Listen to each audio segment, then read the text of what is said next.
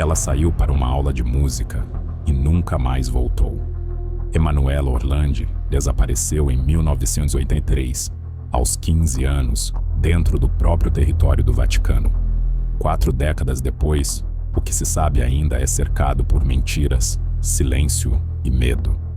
Este não é apenas um caso de desaparecimento. É um labirinto de segredos, máfia, espionagem e conspiração religiosa. Nascida em 14 de janeiro de 1968, filha de um funcionário da Santa Sé, viviam dentro dos muros do Vaticano, algo extremamente raro. Estudante de música, alegre, discreta. No dia 22 de junho de 1983, Emanuela saiu para sua aula de flauta e nunca mais foi vista. A última ligação que fez foi para a irmã, dizendo que havia recebido uma proposta de trabalho estranha de um homem de óculos escuros. A polícia demorou para agir. A família recebeu dezenas de ligações anônimas. Alguns diziam que Emanuela estava viva, sequestrada. Outros afirmavam que ela tinha fugido. Mas a linha oficial do Vaticano foi o silêncio. A mídia italiana começou a investigar e rapidamente percebeu que o caso não era tão simples quanto parecia. Uma das primeiras teorias: Emanuela teria sido sequestrada como moeda de troca pela libertação de Mehmet Ali Aka, o homem que tentou assassinar o Papa João Paulo II em 1981. Ligações ameaçadoras exigiam que o Vaticano intervisse para soltar Aka. A KGB, a CIA e até o Serviço Secreto Italiano foram mencionados nos bastidores, mas nada foi confirmado, e cada pista parecia ser um beco sem saída. Nos anos 80, o Banco do Vaticano estava mergulhado em escândalos financeiros. O Banco Ambrosiano faliu misteriosamente, e seu presidente, Roberto Calvi, foi encontrado enforcado sob uma ponte em Londres. Suspeita: a máfia sequestrou Emanuela como retaliação por uma dívida não paga pela Santa Sé. A conexão entre crime organizado, igreja e finanças tornou o caso ainda mais nebuloso. Em 2012, documentos vazados sugeriram que o Vaticano tinha um arquivo secreto sobre Emanuela. Um suposto padre chamado Amigo teria protegido a garota por anos em um convento, até sua morte. Mas o Vaticano negou a veracidade dos documentos. Nenhuma prova concreta foi apresentada. As suspeitas aumentaram, porque a igreja insiste em esconder esse caso, mesmo depois de tanto tempo. Em 2019, a família recebeu uma carta anônima indicando um túmulo dentro do Vaticano com a frase: "Procurem onde o anjo aponta." Abriram 2 túmulos. Ambos estavam vazios. Dias depois, encontraram um ossuário secreto com restos humanos. O Vaticano analisou os ossos e, mais uma vez, declarou que não eram de Emanuela. Mas se os túmulos estavam vazios, onde estão os corpos originais? E o que havia naquele ossuário? Por que nunca colaborou totalmente com as investigações? Por que sempre desviou, silenciou e negou informações à família? Estaria o Vaticano protegendo membros da própria igreja, envolvidos com abuso, máfia ou espionagem? Ou estaria escondendo algo muito maior, algo que abalaria a fé de milhões? Os meninos de Acari ainda não voltaram para casa. Assim dizia uma campanha brasileira sobre desaparecimentos, mas poderia muito bem se aplicar aqui. Emanuela Orlandi sumiu dentro do menor país do mundo, o mais sagrado e talvez o mais misterioso. Até hoje o Vaticano permanece calado, e nós nos perguntamos: o que estão escondendo atrás dessas portas de mármore? Emanuela não foi apenas uma adolescente desaparecida. Ela se tornou símbolo de tudo aquilo que o Vaticano insiste em não explicar.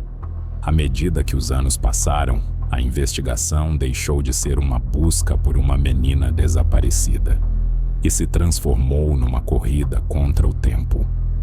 Não para salvar Emanuela, mas para impedir que a verdade viesse à tona.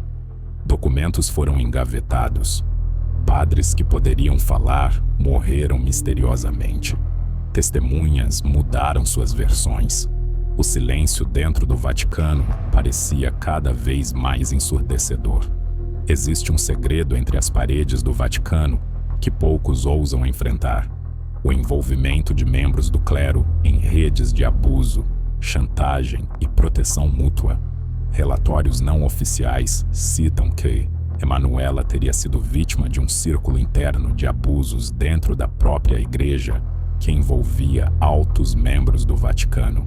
Seria por isso que o caso nunca avançou? Um ex-funcionário da Santa Sé chegou a dizer em anonimato: não foi um sequestro comum, foi um acobertamento. O tipo de acobertamento que exige votos de silêncio eternos. Se você acha que já viu conspiração demais, prepare-se. Um grupo interno dentro da própria Cúria Romana, conhecido informalmente como Guardiani del Silêncio, os Guardiões do Silêncio, teria como missão ocultar escândalos que comprometam a imagem da igreja, não oficialmente reconhecidos, mas temidos por todos os que trabalham nos bastidores. Esse grupo seria o verdadeiro responsável por apagar rastros, silenciar vozes e garantir que certos nomes jamais fossem pronunciados fora das paredes de mármore do Vaticano. Emanuela teria sido uma vítima direta desse sistema. Em 2022, um ex-policial italiano revelou à imprensa que documentos importantes do caso Orlandi teriam sido retirados dos arquivos do Ministério Público a pedido de um representante externo. O Vaticano novamente negou envolvimento. Mas por que uma instituição religiosa teria influência sobre documentos judiciais de um país soberano? Porque o Vaticano não é só uma igreja, é um Estado, e tem poder suficiente para calar quem quiser. Outro rumor persistente é o de que Emanuela não teria morrido, pelo menos não imediatamente. Um padre aposentado, em entrevista anônima, sugeriu que a jovem teria vivido por anos num convento secreto em Roma, mantida contra a vontade, como parte de um ritual de purificação espiritual, ordenado por autoridades eclesiásticas. Seria essa a razão para o nome Padre Amigo, citado nos documentos vazados, um religioso encarregado de protegê-la, até que fosse conveniente demais tirá-la do caminho. Quando abriram o ossuário secreto, encontraram restos de ao menos 12 pessoas diferentes.